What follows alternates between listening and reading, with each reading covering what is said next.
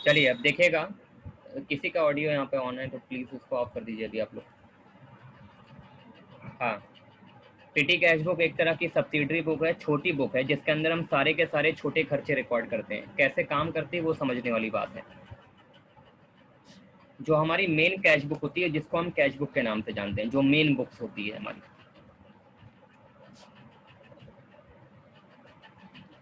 जो main book होती है उसको हम लोग कैश बुक कहते हैं।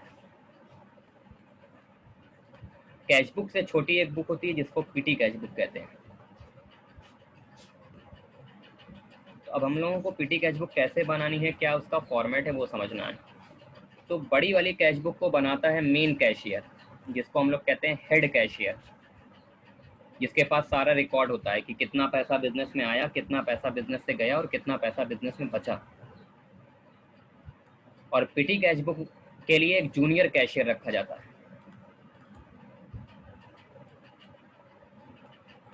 यानी एक असिस्टेंट। मेन कैशियर तो यही है, पूरे कैश का रिकॉर्ड ये मेंटेन करता है। और जूनियर कैशियर जो होता है वो पीटी कैश बुक को बनाता है। तो पीटी कैश बुक कैसे बनाता है, ध्यान से समझिएगा। हुआ ये कि मिस्टर राम, जो कि कैशियर के लिए काम करते थे एक बिजनेस में, बिजनेस छोटा था पहले तो अकेले संभाल लेते थे। बिजनेस बढ़ने लगा, बड़ा होता गया, क्योंकि बिजनेस की ग्रोथ लगातार बढ़ रही थी। तो जाहिर सी बात है कि लेन देन हमारा जो है वो भी बढ़ जाएगा। पैसा एक आने जाने की जो वैल्यू होगी वो भी बढ़ जाएगी, यानी ज़्यादा से ज़्यादा पैसा आने लगेगा, ज़्यादा से ज़्यादा पैसा जाएगा। दिन भर में ट्रांजेक्शन बढ़ जाएंगे, हमारे लेन देन बढ़ जाएंगे। बिजनेस बड़ा होता जा रहा है तो जाहिर सी बात है पैसे आने और जाने के सिस्टम भी बड़े ढेर सारे होते चले जाएंगे। अब इसके ऊपर होने लगा बर्डन, तो इसके लिए थोड़ा सा मुश्किल होने लगी। तो उसने जा कर के अपने मालिक से, यानी ओनर से बोला कि सर पहले बिजनेस छोटा था, हम अकेले पूरा रिकॉर्ड मेंटेन कर लेते थे। अब बिजनेस बहुत बड़ा होता जा रहा है तो अब रिकॉर्ड बहुत ज़्यादा हो गया है और हम अकेले रिकॉर्ड नहीं कर पा रहे हैं, मेरे लिए काफ़ी मुश्किल हो रही है। तो आप मेरे, तो बड़े वाले कैशियर ने बोला कि फिर क्या, सॉरी, ओनर ने बोला बड़े वाले कैशियर से कि फिर ऐसा क्या करें जिससे तुम्हें ये प्रॉब्लम ना हो। तो उसने बोला कि सर आप एक काम करिए, आप मेरे साथ एक असिस्टेंट रख दीजिए, जूनियर। बोले वो क्या काम करेगा? बोले देखिए बिजनेस में बहुत सारे खर्चे होते हैं, कुछ खर्चे बड़े होते हैं, कुछ खर्चे छोटे होते हैं। जो बड़े खर्चे होंगे उनको हेड कैशियर ने कहा हम रिकॉर्ड करेंगे, और जो छोटे खर्चे होंगे उसको जूनियर कैशियर रिकॉर्ड करेगा। बिजनेस के छोटे मोटे खर्चे जैसे लाइट का बिल भरना, जैसे वाटर का बिल भरना, जैसे टेलीफोन का खर्चा, जैसे पोस्ट ऑफिस का खर्चा, जैसे ट्रैवल करने जा रहे हैं हमारा एम्प्लॉई बिजनेस के पर्पज से एक जगह से दूसरी जगह जा रहा है, उसका जो खर्चा आ रहा है, किराया वगैरह। तो ये सब छोटे मोटे खर्चे हैं। पेन और पेंसिल का खर्चा जो ऑफिस में यूज़ होती है। उसने बोला जो छोटा मोटा खर्चा है ना वो हम जूनियर कैशियर को दे देंगे और बड़ा खर्चा हम रिकॉर्ड करेंगे, इससे मेरे ऊपर से बर्डन भी कम हो जाएगा। तो तो ओनर ने बोला कि तुम उससे कैसे काम लोगे, यानी ओनर ने बड़े वाले कैशियर से बोला कि तुम छोटे वाले कैशियर से कैसे काम लोगे, यानी किस तरह से उसको यूज़ करोगे। तो देखिए हेड कैशियर क्या कह रहा है। हेड कैशियर कह रहा है कि हम जूनियर कैशियर को, जो जूनियर कैशियर है उसको एक फिक्स अमाउंट देंगे हर महीने। जैसे मान लीजिए 1000 रुपये, ये अपने मन से हमने एज्यूम अमाउंट किया है। मान लीजिए उसको एक फिक्स अमाउंट देंगे 1000 रुपया। वो क्या करेगा, वो इसी 1000 रुपये में से सारे स्मॉल एक्सपेंस की पेमेंट करेगा। और पेमेंट करने के बाद जैसे महीने भर वो पेमेंट करेगा, मान लीजिए 1000 रुपये उसको दिया और उसने महीने भर में 800 रुपया खर्चा किया, 200 रुपये उसका बच गया। तो अगले महीने जब हमें उसको पैसा देना होगा तो अगले महीने हम उसको 800 रुपये और देंगे। फिर से वो पैसा कितने के बराबर हो जाएगा, 1000। फिर अगले महीने मान लीजिए वो पैसा खर्चा करता है 900 रुपया, 100 बचा, फिर उससे 900 रुपये लेंगे। मतलब इस तरह उस उसको 1000 रुपये से ज़्यादा नहीं दिया जाएगा और वो इसी 1000 रुपये में से पैसा खर्चा करेगा। ये जो अमाउंट उसने फिक्स किया है इसको हम लोग कहते हैं इम्प्रेस्ड अमाउंट। क्या होता है इंटरेस्ट अमाउंट? ये वो अमाउंट होता है जो मेन कैशियर फिक्स कर देता है स्मॉल कैशियर के लिए। तो अभी हम लोग को पीटी कैश बुक बनानी है, तो उसका फॉर्मेट समझना पड़ेगा कि पीटी कैश बुक का फॉर्मेट क्या है। ये है पीटी कैश बुक का फॉर्मेट। सबसे पहले आपको लिखना है अमाउंट रिसीव, दूसरे कॉलम में आपको लिखना है कैश बुक फोलियो, तीसरे कॉलम में आपको लिखना है डेट, चौथे कॉलम में आपको लिखना है पर्टिकुलर्स, पांचवें कॉलम में आपको लिखना है वाउचर नंबर, 6 कॉलम में आपको लिखना है टोटल पेमेंट, 7 कॉलम में आपको लिखना है पोस्टेज एंड कुरियर,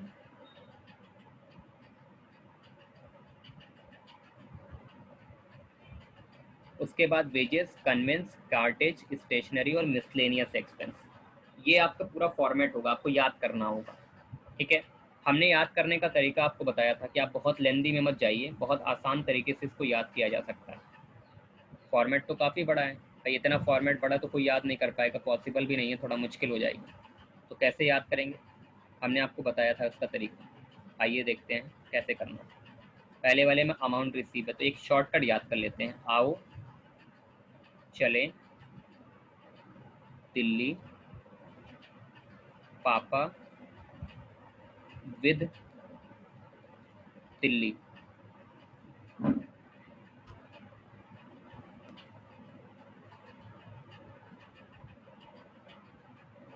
पपड़ी वाला चला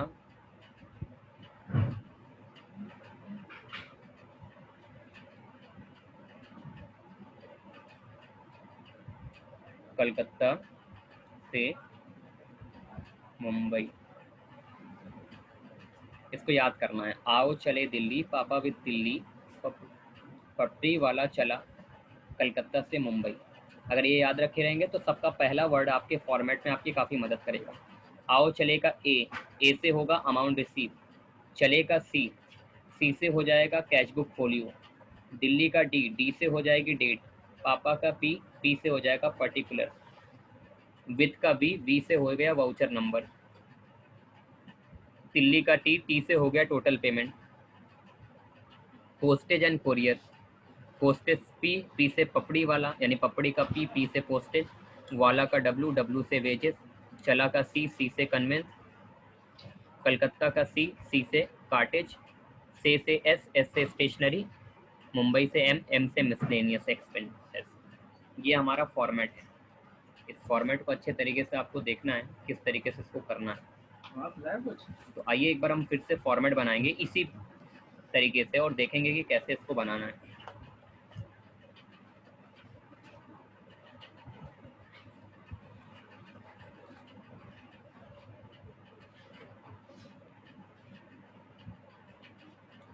आप भी बाद में बनाइएगा मेरे साथ, जैसे अभी हम बनाएंगे, पहले आप देख लीजिए एक बार कैसे बना रहे हैं।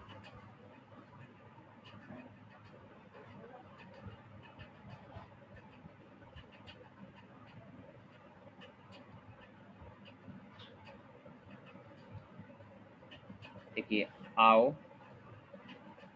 चले दिल्ली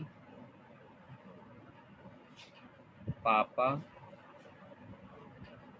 विद दिल्ली, पापा, ये ऊपर लिखिएगा नहीं, बस हम यहाँ पे बता रहे हैं, इसको लिखना नहीं है, तो बस शॉर्टकट है फॉर्मेट को याद करने का। पापा विद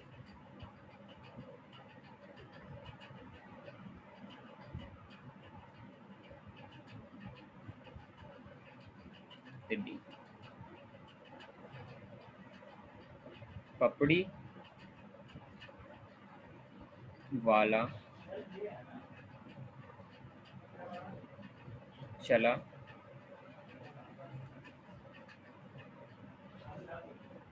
कलकत्ता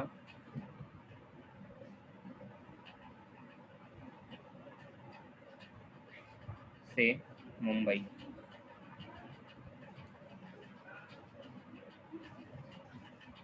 चलिए, आओ का ए से क्या होगा? Amount receive.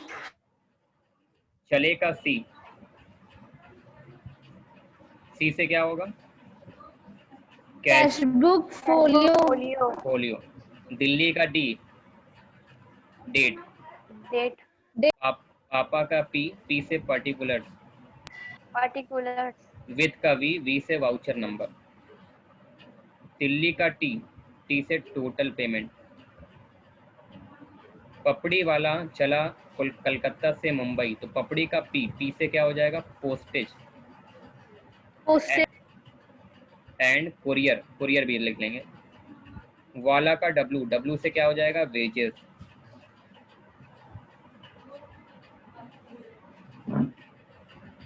चले का सी, सी से क्या हो जाएगा, कन्वेंस। कलकत्ता का सी, सी से क्या हो जाएगा, कार्टेज। से का एस, एस से हो जाएगी stationery. Miscellaneous, Mumbai miscellaneous expenses, miscellaneous की स्पेलिंग देख लीजिएगा, मिसलेनियस का मतलब होता है अदर। तो ये ऊपर वाला फॉर्मेट रहेगा नहीं, ध्यान से देखिएगा, ये तो बस मैंने आपको समझाने के लिए बताया था।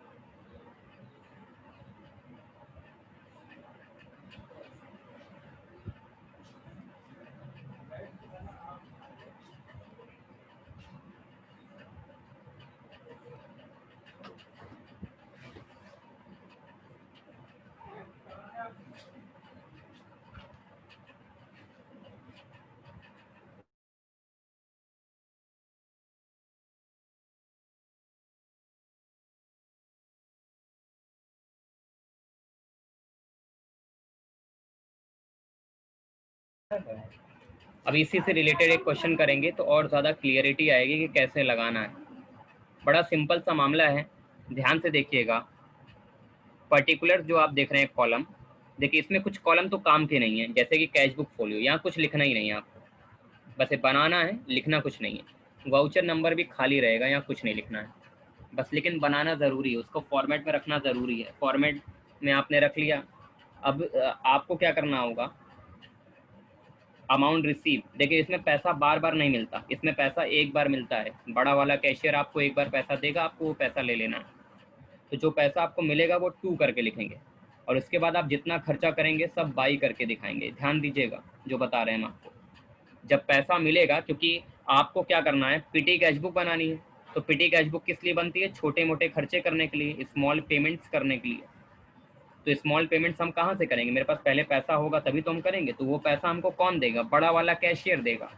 तो वही हमें यहाँ पर एक बार पैसा रिसीव करना है। फॉर एग्जाम्पल उसने हमको 10,000 रुपया दिया, तो हम यहाँ लिख देंगे टू कैश, और अमाउंट यहाँ लिखेंगे 10,000, क्योंकि अमाउंट रिसीव का मतलब आपको वहीं दिखाना है जहाँ पे अमाउंट आपका रिसीव हो रहा है। तो आपको 10,000 रुपया रिसीव हुआ, 10,000 रुपीज़, तो टू कैश 10,000 रुपीज़ आपने यहाँ पर दिखा दिया। अब कुछ नहीं करना है, पैसा लेना नहीं है, सिर्फ खर्चा करना है। जो खर्चा आप दिखाएंगे बाई बाई बाई करके। फॉर एग्जाम्पल आपने स्टेशनरी का पैसा खर्चा किया, लिखा रहेगा क्वेश्चन में कि स्टेशनरी का आपने 500 रुपया खर्चा किया, या मान लीजिए 200 रुपया खर्चा किया। तो बाई स्टेशनरी, टोटल पेमेंट आप देख रहे हैं, इसमें लिखेंगे 200, और एक बार यहाँ लिखेंगे इनमें से किसी कॉलम में। कोई भी चीज़ पहले टोटल पेमेंट में लिखी जाएगी, फिर इसमें से किसी कॉलम में लिखी जाएगी। तो स्टेशनरी का अपना कोई कॉलम अगर है उसमें दिखाएंगे, अगर अपना कोई कॉलम नहीं है तब अदर मिसलेनियस में दिखाएंगे। तो स्टेशनरी का कोई कॉलम है, इसलिए स्टेशनरी में दिखाएंगे। चलिए, और जैसे एग्जांपल के तौर पर वेजेस, 100 रुपये आपने मजदूरी खर्च की, एक बार टोटल पेमेंट में दिखाइए, एक बार वेजेस वाले कॉलम में दिखाइए। सैलरी, अब सैलरी का तो कोई कॉलम है नहीं, टोटल पेमेंट में लिखने के बाद इसका जो अलग कॉलम होता है वो कोई कॉलम है नहीं। इस सैलरी ना तो पोस्टेज में जाएगा, ना वेजेस में जाएगा, ना कन्वेंस में जाएगा, ना कार्टेज में जाएगा, ना स्टेशनरी में जाएगा। अगर कोई ऐसा खर्चा आ जाता है जो इनमें से किसी में नहीं आ रहा है तो उसको हम जो मिसलेनियस में लिखेंगे। जैसे इंटरेस्ट, एक एग्जांपल ले रहे हैं, इंटरेस्ट 50 रुपये, तो हमने टोटल पेमेंट में लिखा, और कहाँ दिखाएंगे, तो मिसलेनियस में, क्योंकि इंटरेस्ट का अपना कोई कॉलम नहीं है। अब हम एक क्वेश्चन ले लेते हैं तो ज़्यादा बेटर तरीके से हम उस चीज़ को और अच्छे तरीके से समझ पाएंगे। चलिए अब देखते हैं कि कैसे करना होता है। ध्यान से समझिएगा, आपको आराम से टॉपिक समझ में आ जाएगा।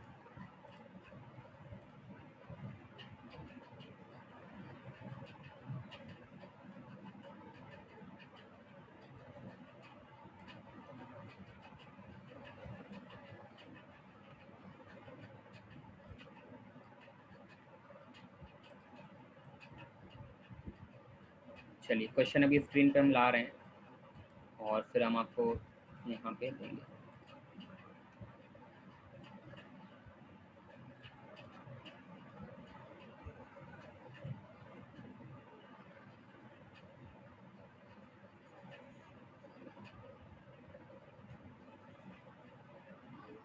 एक क्वेश्चन को समझिए अच्छे से, आपको क्लियरिटी काफ़ी हद तक आ जाएगी कि कैसे लगाना है।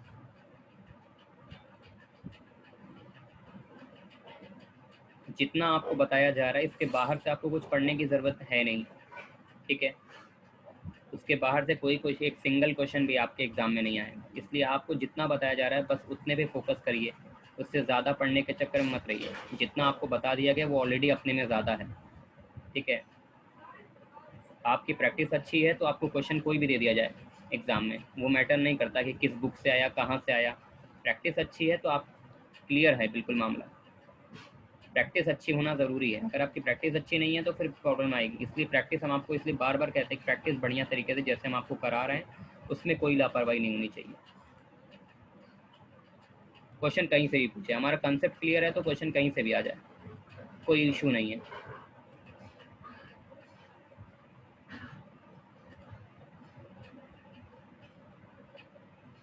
चलिए क्वेश्चन आपकी स्क्रीन पे आ गया है, ज़रा ध्यान से समझिएगा। आपको पीटी कैच बुक बनानी है, ठीक है। बनाते हैं, एक बार इसको क्लियर कर दें। फॉर्मेट तो हमारा यही रहेगा ही।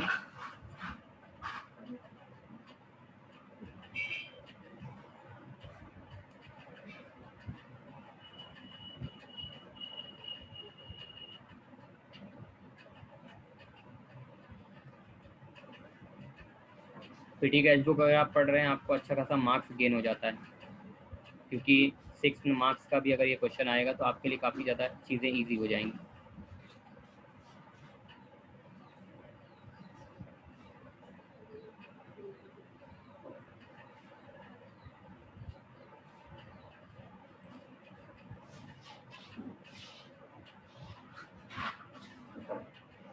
एक बार इसको इरेज कर दें।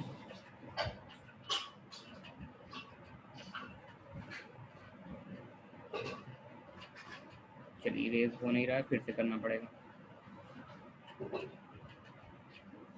सर क्वेश्चन दिखाएगा, स्क्रीनशॉट ले लें।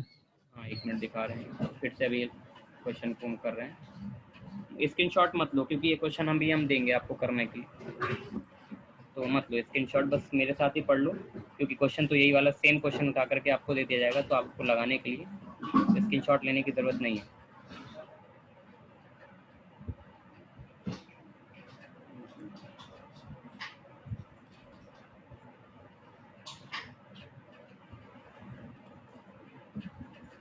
तुमको पीटी कैच बुक आ रही है अर्चित कि नहीं? कैफ तुम बताओ, कैच बुक समझ में आ रही है कि नहीं? कैच बुक यस सर आ रही।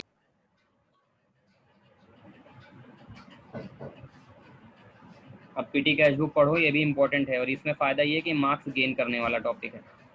अगर अच्छे से पढ़े हुए हैं तो मार्क्स अच्छे से गेन हो सकता है।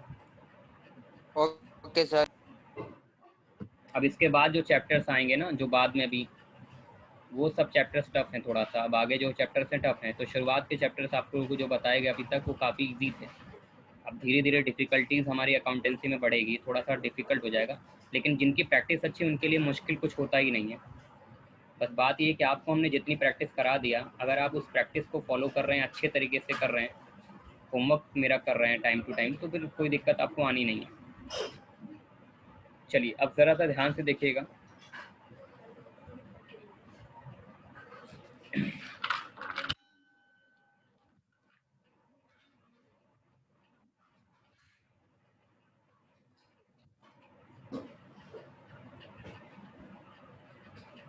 फॉर्मेट याद हो गया आप लोगों को? कैप्स में फॉर्मेट समझ में आया कि नहीं? कैसे बनाने का तरीका हमने बताया हुआ है। Yes sir, yes sir. वो जो भी शॉर्टकट बताया उसको याद रखना, ठीक है ना। शॉर्टकट क्या है? आओ चली दिल्ली, पापा भी तिल्ली, उसके बाद पपड़ी वाला चला कोलकाता से मुंबई। इससे याद क्या रहेगा आपको? आपको फॉर्मेट के सीक्वेंस याद रहेंगे कि पहले क्या आएगा उसके बाद क्या आएगा। चलिए अब जरा ध्यान से देखिएगा। Yes sir. सबसे पहले पीटी कैश बुक है, अभी हम आपकी स्क्रीन पे ला रहे हैं क्वेश्चन, देखिए क्वेश्चन को।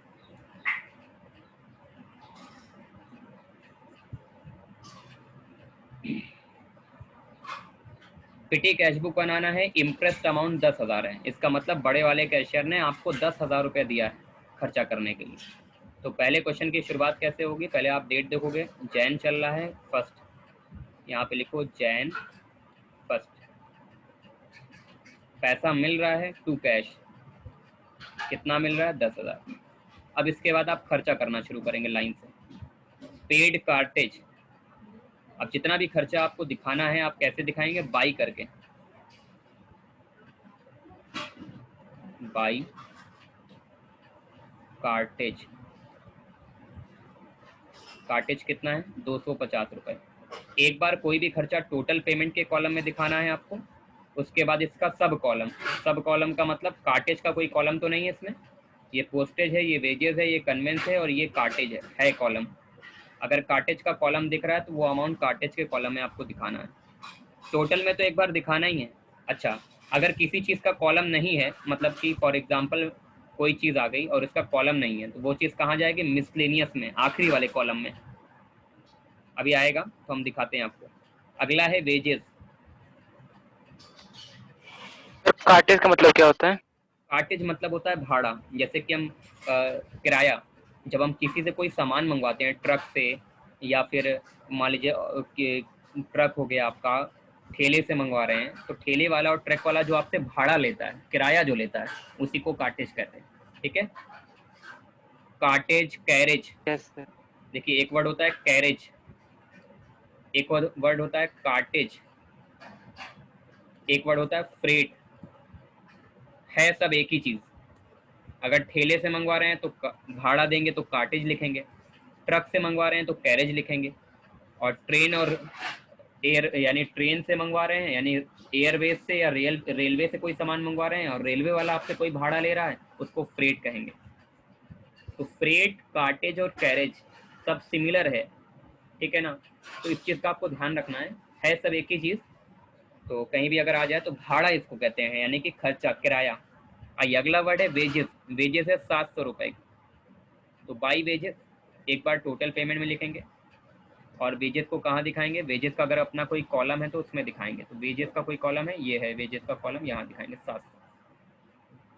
नेक्स्ट है बस फेयर। बहुत ध्यान से ये चीज़ समझिएगा। फेयर, फेयर मतलब किराया। जब भी किसी इस पॉइंट में कहीं भी आपको फेयर दिखे, कहीं जाने की जरूरत नहीं है, कन्वेंस। फेयर मतलब होता है किराया, चाहे वो बस का किराया हो, चाहे वो ऑटो का किराया हो, चाहे किसी भी चीज़ का किराया हो। बस फेयर, बाई बस फेयर। बस फेयर है 100 रुपये। एक बार टोटल पेमेंट में दिखाइए और एक बार कन्वेंस में दिखाइए। नेक्स्ट, पोस्टेज 300 रुपये। पोस्टेज 300 रुपये। Sir postage means? बता रहे हैं वही बताने वाले। पोस्टेज जैसे पोस्ट ऑफिस का खर्चा होता है ना, पोस्ट ऑफिस, पोस्टेज बना है पोस्ट ऑफिस से। जैसे कि पोस्टल स्टैम्प, डाक टिकट। जब हम लोग जो है पोस्ट ऑफिस से कोई सामान भेजवाते हैं तो टिकट लगा कर भेजते हैं, टिकट का खर्चा। इनवेलप, लिफाफे में भर करके भेजते हैं, कोई लेटर वगैरह भेजना होता है, कोई इंपॉर्टेंट डॉक्यूमेंट भेजना होता है। तो ये पोस्टेज, पोस्टेज मतलब पोस्ट ऑफिस का खर्चे को पोस्टेज कहते हैं। जो खर्चा हम पोस्ट ऑफिस में करते हैं उसी को पोस्टेज कहा जाता है। क्लियर है? Yes sir. पोस्ट ऑफिस के एक्सपेंसेस को हम लोग पोस्टेज कहते हैं। तो पोस्टेज कितना है? 300 रुपये। तो अभी हम लोग यहाँ पे दिखाएंगे बाई पोस्टेज। एक बार अमाउंट टोटल पेमेंट में दिखाएंगे। अब पोस्टेज का कोई कॉलम है क्या? पहला ही कॉलम है, ये रहा, पोस्टेज एंड कुरियर, दिखा दिया। अच्छा साबरीन ये बताओ कि अगर कोई ऐसा नाम लिखा हुआ है जिसका कोई कॉलम नहीं है तो उसके अमाउंट को हम कहाँ पे दिखाएंगे? सर मिस्टीरियस में। हाँ मिसलेनियस में, ठीक है। नेक्स्ट है हमारा courier charges. Courier charges, courier भी वही होता है, पोस्ट ऑफिस के खर्चे को कोरियर कहते हैं, ठीक है। कोरियर करना, पोस्ट ऑफिस पोस्ट करना, सब एक ही मतलब होता है। अच्छा एक चीज छूट गई, रिफ्रेशमेंट, पहले ये समझाते हैं आपको। रिफ्रेशमेंट टू एम्प्लॉई, जो हमारे यहाँ पे जॉब कर रहे हैं उनका रिफ्रेशमेंट, यानी उनको चाय नाश्ता पानी, जैसे दुकान पे या कहीं बिजनेस में काम कर रहे हैं तो उनके लिए हम एक ब्रेक देते हैं, टी ब्रेक या कुछ भी, उसमें उनको चाय पिलाते हैं या उनको ब्रेकफास्ट के लिए समोसे वगैरह ये सब खिलाते हैं। तो ये जो रिफ्रेशमेंट पे पैसा खर्चा हो रहा है ये कहाँ जाएगा, ये देखते हैं। रिफ्रेशमेंट मतलब खाने पीने की चीज़ों पर, बाई रिफ्रेशमेंट एक्सपेंस। तो कितना है रिफ्रेशमेंट का खर्चा? रिफ्रेशमेंट का खर्चा 400 रुपये। तो अब सवाल ये है कि रिफ्रेशमेंट का कोई कॉलम नहीं है, पोस्टेज में जाएगा नहीं, वेजेस में जाएगा नहीं, कन्वेंस में जाएगा नहीं, कार्टेज में जाएगा नहीं, स्टेशनरी में जाएगा नहीं, तो बचा का फिर कौन सा कॉलम? मिसलेनियस। इसको कौन से कॉलम में शो करेंगे? मिसलेनियस के कॉलम में शो करेंगे।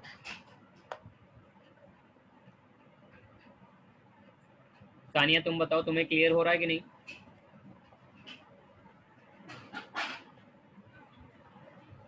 सानिया अगर मेरी वॉइस तुम्हारे तक जा रही हो तो मुझे एक बार क्लियर करो कि तुम्हें आ रहा है कि नहीं समझ में। यस सर आ रहा है। ठीक है, उसको थोड़ा कंसंट्रेट होकर के समझना, ठीक है ना, एक एक चीज को हर कंसंट्रेट होकर समझिए पूरा। चलिए आगे बढ़ते हैं। Courier charges, courier charges date क्या है कोरियर की? 6 तारीख। तो लिखेंगे बाई कोरियर। तो कोरियर का कितना खर्चा है? 150 रुपये। एक बार इसको टोटल पेमेंट में लिखेंगे। और कोरियर का कोई कॉलम है क्या? सेकंड वाला ये आप कॉलम देख रहे हैं, पोस्टेज एंड कोरियर, उसी में दिखाएंगे। अगला है कार्टेज। कार्टेज मतलब आप जानते ही हैं अभी, कार्टेज का मतलब होता है भाड़ा, किराया। कितना है कार्टेज? 400 रुपये।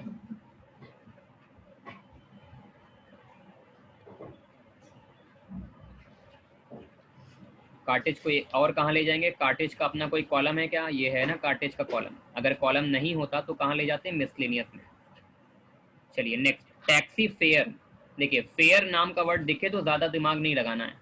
फेयर दिखेगा तो कन्वेंस में जाएगा, चाहे किसी भी चीज़ का फेयर हो, टैक्सी का फेयर हो, ऑटो का फेयर हो, रेलवे का फेयर हो, एयरवे का फेयर हो। फेयर मतलब किराया, दैट्स इट, आपको इतना समझना। Taxi fare.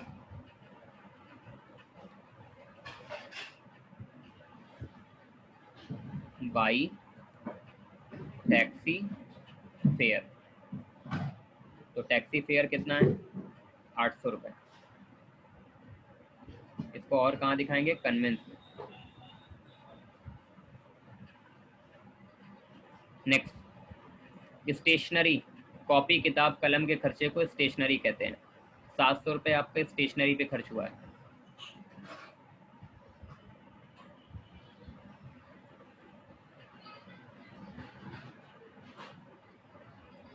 और कहाँ दिखाएंगे स्टेशनरी के खर्चे को? यहाँ।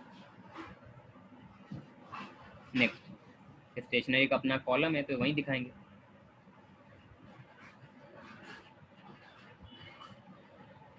सिर्फ फॉर्मेट बनाने में टाइम लगता है, इसमें बहुत टाइम नहीं लगता है, तो अभी हम आपको बता रहे हैं, इससे थोड़ा सा टाइम लग जा रहा है। आपकी जब प्रैक्टिस हो जाएगी आपको टाइम नहीं लगेगा, फटाफट आपको करना होगा। और अच्छी बात यह है कि स्टेप मार्किंग मिलती है, तो अगर आप स्टेप बाय स्टेप अच्छे तरीके से किए रहोगे तो आपको स्टेप मार्किंग अच्छी मिल जाएगी, तो आपको मार्क्स मिल जाएंगे। चलिए नेक्स्ट है बस फेयर। फेयर है तो फेयर कहाँ जाएगा? साबरीन तुम बताना, हमने फेयर के बारे में क्या बताया था? जितना भी फेयर नाम का वर्ड है उसको कहाँ शो करते हैं? सर वो कन्वेंस में। सर मिस्टीरियस में। नहीं नहीं, मिसलेनियस में क्यों जाएगा? कन्वेंस। फेयर है ना, किराया। फेयर हमेशा किससे रिलेटेड sir. होगा? कन्वेंस से रिलेटेड।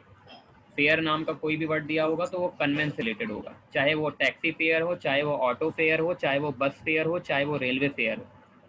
50 रुपये आपका बस फेयर का पैसा खर्चा हुआ।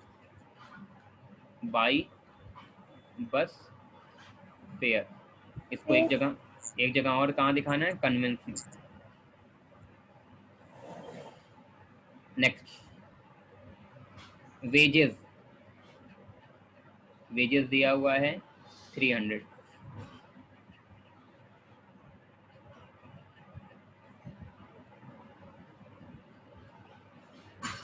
वेजेस का अपना कोई कॉलम है, बिल्कुल कॉलम है ना वेजेस का। नेक्स्ट, एक बार और फिर से वेजेस दिया है 600।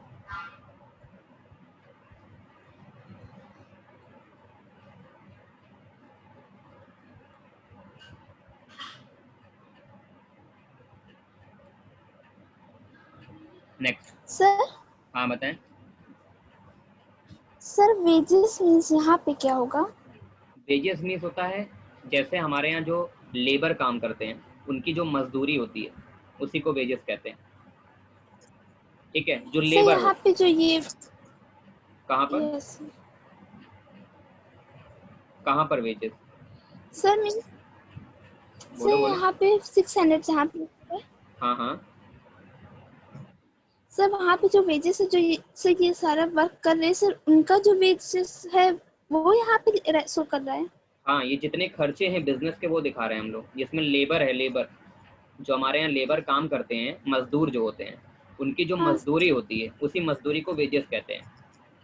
तो जो हमारे यहाँ वर्कर काम करते हैं, जो लेबर काम करेंगे, थर्ड क्लास लेबर जो होते हैं, जो, यस सर ठीक है ना, एक लेबर होता है, एक एम्प्लॉई होता है। तो एम्प्लॉई जॉब करता है, मतलब वो पढ़ा लिखा होता है तो उसको नौकरी उसकी दूसरी होती है तो उसको सैलरी मिलती है।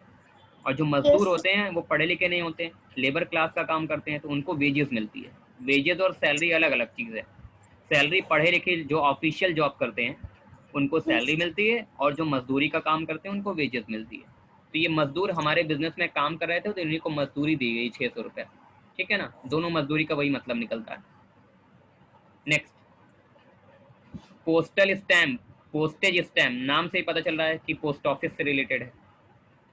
Postage stamp 27 by postage stamp. कितना रुपया है पोस्टेज स्टैम्प का? 1000 रुपया है पोस्टेज स्टैम्प का।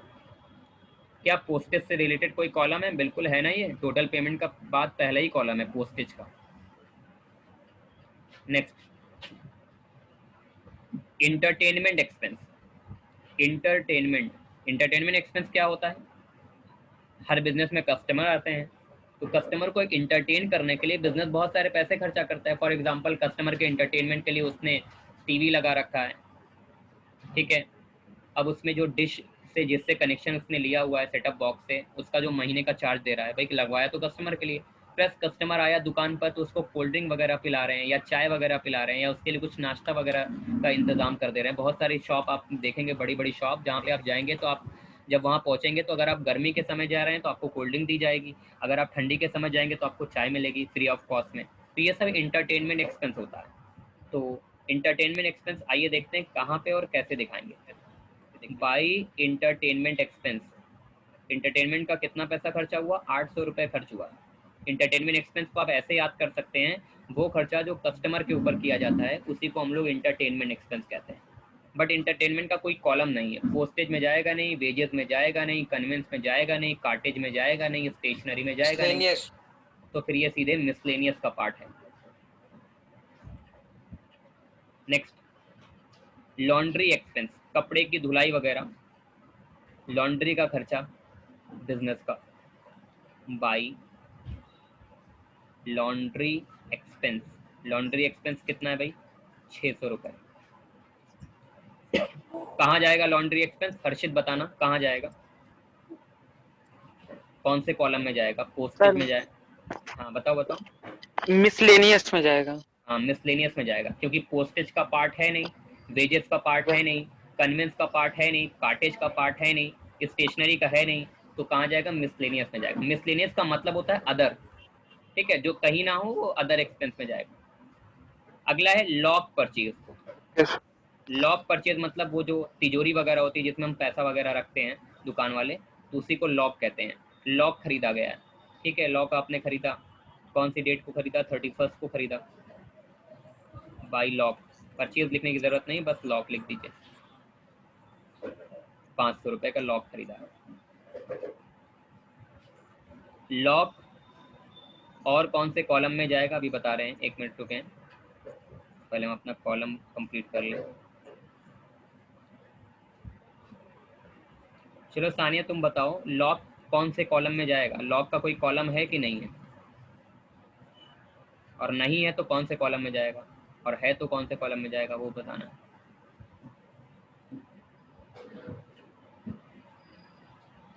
सानिया बताओ, लॉक कौन से कॉलम में जाएगा? पोस्टेज में जाएगा? Miscellaneous में? हाँ मिसलेनियस में जाएगा, क्योंकि लॉक पोस्ट ऑफिस का खर्चा तो है नहीं, ना मजदूरी है, ना कन्वेंस है, ना कार्टेज है, ना स्टेशनरी है, तो लॉक कहाँ जाएगा? मिसलेनियस में जाएगा। ठीक है, देखिए आपका पूरा कंप्लीट हो गया, यहाँ तक आपने कंप्लीट कर लिया। अब कैसे इसको बंद करते हैं वो देखना ज़रूरी है, गड़बड़ हो जाएगा। अब आप यहाँ से यहाँ तक की पूरी लाइन खींचिएगा और आप यहाँ लिखेंगे टोटल पेमेंट, ध्यान से समझिएगा। अब आपको ये पूरा टोटल करना है, यहाँ से 250, 700, 100, 300, तो आप इसको मत जोड़िए, आप इसको जोड़िए पहले। पोस्टेज में कितना है? 300, यानी 300 प्लस 150, 450, 450 प्लस 1000, 1450। वेजेस को जोड़िए, 700 प्लस 300, 1000 एंड प्लस 600, 1600। इसको जोड़िए, 100 plus 800, 900 and 50, 950, 250 and 400, 650 and 700, and last one is 400, 2900. 4 कितना आएगा? 12, 2100. 2100, 2900. 2900.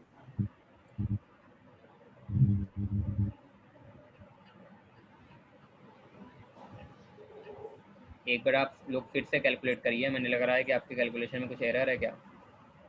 सर 2100 आएगा। 400 और 800 कितना हो गया? 1200। 12 में 6 जोड़ेंगे तो कितना हो जाएगा? 18, और 18 में 500 जोड़ेंगे तो कितना होगा? 2300 होगा। 23। इतने ब्लंडर मिस्टेक मत करना भाई आप लोग। ये अब क्या करना है, ये मत जोड़ा करिए, ये तो बहुत बड़ा है, 250, 700, इसको जोड़ने से ज़्यादा बेहतर है कि आप इन सबको जोड़ लीजिए और यहाँ लिख दीजिए। तो इन सबको जोड़िए, वो ज़्यादा इजी है। अगर आप ये जोड़ने बैठेंगे ना तो गलत होना ही होना है, तो इसको मत जोड़िए, ये जोड़िए। 1450 प्लस 1600 प्लस 950 प्लस 650 प्लस 700 और 2300, तो 2300 यहीं लिख देते हैं। आइए इसको प्लस कर लिए, ये प्लस करना ज़्यादा इजी है।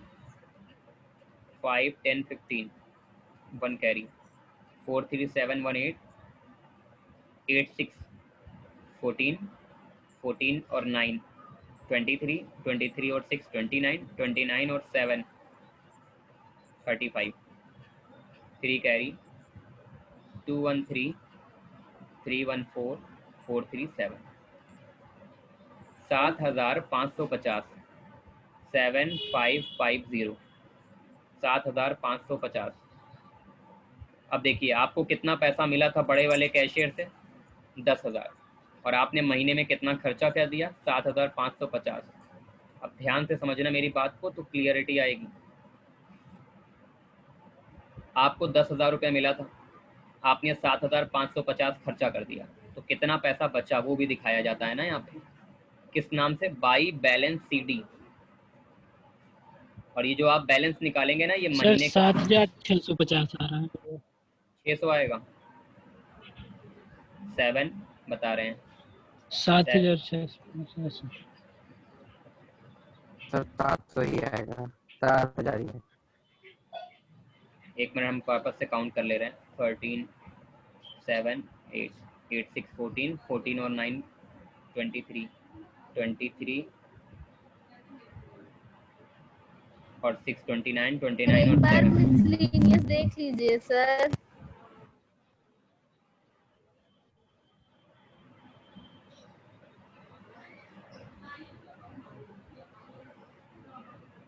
वो मिसलेनियस में तो कोई एरर नहीं दिख रहा है हमको,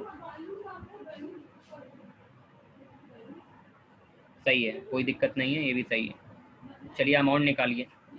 10,000 रुपीज़ आपको मिला था, जिसमें से 7,550 रुपये आपने खर्च कर दिए। तो अगर आपने 10,000 रुपये में से 7,550 रुपीज़ खर्च कर दिए तो कितने पैसे बचे?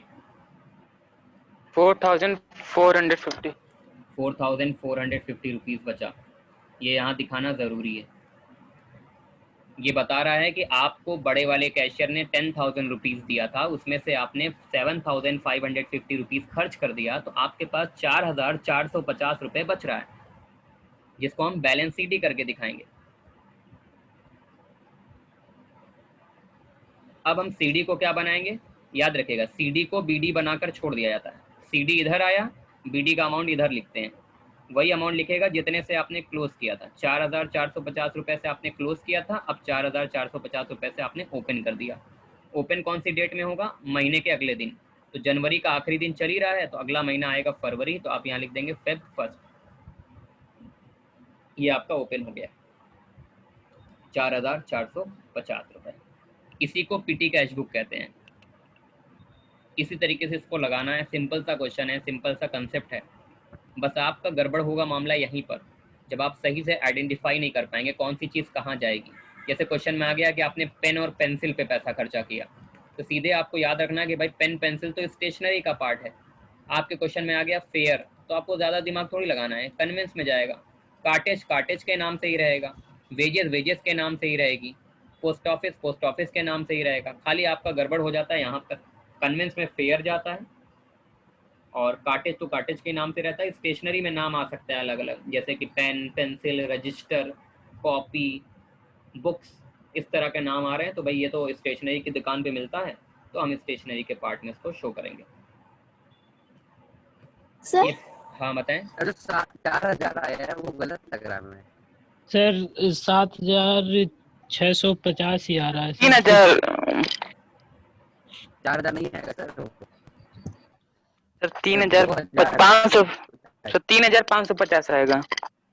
अरे सर 2,550 चलो देखिए, सर 3,000 प्लान। कोई बात नहीं, अब जितना भी आएगा आप लोग वापस से रिकैलकुलेट कर लीजिएगा उसको। ये तो हमने बस कंसेप्ट आपको बता दिया है, टोटल वोटल कर लीजिएगा आप, जो भी आ रहा है, जो भी आपके हिसाब से सही होगा वो सही कर लीजिएगा उसको। हम उसको दोबारा अभी करेंगे नहीं। हाँ बताओ, और कौन क्या पूछ रहा था? साबरीन तुम कुछ पूछ रही थी। यस सर, कैश बुक में क्या राइट करना है? कैश बुक में क्या राइट करना है? नहीं, कैश बुक तो अभी हम पढ़ा चुके हैं। अभी तुमको हम इसके आगे का टॉपिक बता रहे हैं, PT cash book. Cash book बाद में हम तुमको बता देंगे। अभी फिलहाल तुम पीटी कैश बुक पे फोकस करो, जो भी बता रहे हैं ना फिलहाल पहले उस पर फोकस करो, ठीक है? Okay sir. ये चीज़ समझ में आ गई ना, पीटी कैश बुक कैसे बनाएंगे? Yes sir. ईजी है, अभी तो ईजी चीज़ें समझनी है, तो ध्यान से समझिए। जो लोग बिल्कुल नए हैं उनके लिए बहुत ज़्यादा ज़रूरी है, ठीक है? बाकी हम एक्स्ट्रा क्लास में उसको मैनेज करेंगे, जो जो चीज़ें आपकी छूट गई हैं। अभी फ़िलहाल आपका काम ये है कि अभी मेरे साथ चलना है, जैसे जैसे हम लोग चल रहे हैं, क्योंकि अभी ये पीटी कैश बुक खत्म हुई, अभी सब्सिडरी बुक पढ़ेंगे हम लोग, वो भी ईजी है, वो दो चीज़ें समझ में आ जाएंगी। तो कैसे उसको करना है, किस तरीके से करना है और क्या चीज़ छूट गई, वो उसके लिए अभी परेशान नहीं होना है। अभी तो फ़िलहाल आपको जो चीज़ बताई जा रही है आपको उस पर फोकस करना है। तो पीटी कैश बुक मेरे ख्याल से आप लोगों को समझ में आ गई होगी। इसको आप लोग लगाइएगा, इसका क्वेश्चन हम आपको देंगे लगाने के लिए, उसको लगा लीजिएगा। तो कैश बुक भी फाइनली हम लोगों की कंप्लीट हो गई पूरी तरह से। अब हम लोगों का बचा हुआ सब्सिडरी बुक, रिवीजन का आखिरी पार्ट बचा हुआ है subsidiary book. Subsidiary book complete हो जाए तो फिर हम लोग ट्रायल बैलेंस पे आ जाएंगे। ट्रायल बैलेंस भी इंपॉर्टेंट है और ट्रायल बैलेंस को डिस्कस करेंगे कि ट्रायल बैलेंस कैसे बनाया जाता है, क्या क्या चीज़ें ट्रायल बैलेंस में जाती हैं। लेजर वो लास्ट में बताएंगे, इसके बाद इन सब को पढ़ाने के बाद। लेज़र बहुत मुश्किल नहीं है, लेज़र में एक दिन का काम है, सिर्फ फॉर्मेट समझाना है, बाकी सब आता है तुम लोगों को पहले से ही। वो हम जब लेजर स्टार्ट करेंगे ना तो वो तुम लोगों को पहले से आता रहेगा, तो उसमें हमें कुछ खास बताना नहीं है। लेजर के क्वेश्चन बनते आते नहीं, बहुत कम आते हैं, बहुत इंपॉर्टेंट ट्रायल तो कुछ नहीं है। नहीं, ट्रायल बैलेंस कुछ नहीं, लेकिन ट्रायल बैलेंस से क्वेश्चन आता है। लेजर में कुछ है नहीं, लेजर बस लेंदी है, उसमें लेंदी बहुत ज़्यादा है वो, इसलिए उसको हम बाद में बताएं। उसमें बहुत सारे फॉर्मेट उसमें बनाना पड़ रहा है, बता देंगे उसको। बहुत इंपॉर्टेंट नहीं है लेजर, लेजर बहुत कम आता है। ट्रायल बैलेंस इंपॉर्टेंट है तो आसान ट्रायल बैलेंस भी, लेकिन इंपॉर्टेंट है। तो भाई लेजर आसान है लेकिन लेंदी है, बट ट्रायल बैलेंस लेंदी नहीं है, ट्रायल बैलेंस तो ईजी है। सर अकाउंट्स में कौन से चैप्टर सबसे ज़्यादा क्वेश्चन आते हैं? जनरल एंट्री से, अकाउंटिंग, जनरल एंट्री से, अकाउंटिंग इक्वेशन से, ये सब क्वेश्चन सबसे ज़्यादा तो जनरल एंट्री से, अभी फिलहाल पहला जो आपका एग्जाम होगा ना उसमें ज़्यादा क्वेश्चन आपकी जनरल एंट्री और अकाउंटिंग इक्वेशन से ही आएंगे। और कैश बुक से तो एक दो क्वेश्चन आता ही है, कैश बुक से 2 क्वेश्चन बनेगा, एक कैश बुक का बनेगा, एक पीटी कैश बुक का बनेगा, तो 2 क्वेश्चन वहाँ से आपका तैयार हो रहा है, कैश बुक और पीटी कैश बुक। फिर सब्सिडरी बुक में 1 क्वेश्चन आएगा खाली, चाहे वो परचेज बुक का है, चाहे सेल्स बुक का है, चाहे परचेज रिटर्न बुक का है, चाहे सेल्स रिटर्न बुक का है।